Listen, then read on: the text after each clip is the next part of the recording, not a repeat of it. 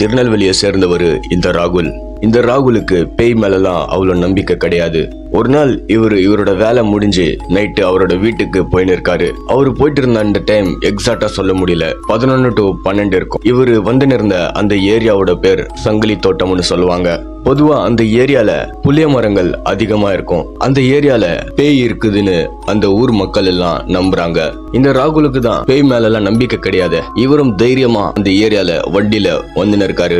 கொஞ்ச தூரம் இவரு மெதுவா வந்து நிற்கும் போது ஒரு புளிய மரத்துல தலைகீழா ஒரு உருவம் ஒரு கிளையில தொங்கிட்டு இருந்தது பார்த்தாரு. அதை பார்த்த இவருக்கு ஈர கொலைய நடுநடுங்கி போயிடுச்சு. அந்த உருவம் பார்க்க எப்படி இருந்துச்சுன்னா அதோட முகம் ரொம்பவே கருப்பா இருந்துச்சு.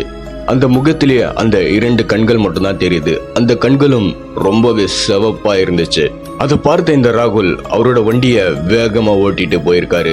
இவரு வேகமா ஓட்டிட்டு போயின்னு இருக்கும்போது அவரோட வண்டியில இருக்கிற அந்த கண்ணாடி வழியா பின்னாடி பாக்குறாரு. அங்க பார்த்தா அந்த கருப்பு உருவம் இவரோட வண்டிய துரத்திட்டு வந்திருக்கு. கிட்டத்தட்ட இவரோட வண்டியோட வேகத்தை ஈடு கொடுக்கற மாதிரி அந்த உருவமும் ஓடி வந்திருக்கு. கொஞ்சம் தூரத்துக்கு அப்புறம் இவரும் அந்த உருவத்தை கிராஸ் பண்ணிடுறாரு.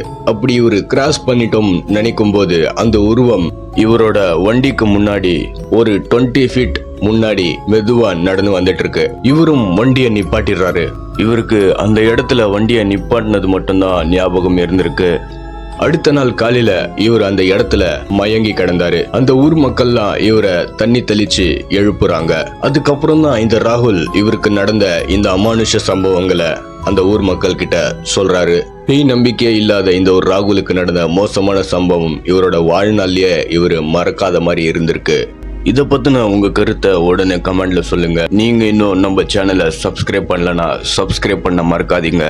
நெக்ஸ்ட் வீடியோல சந்திப்போம்.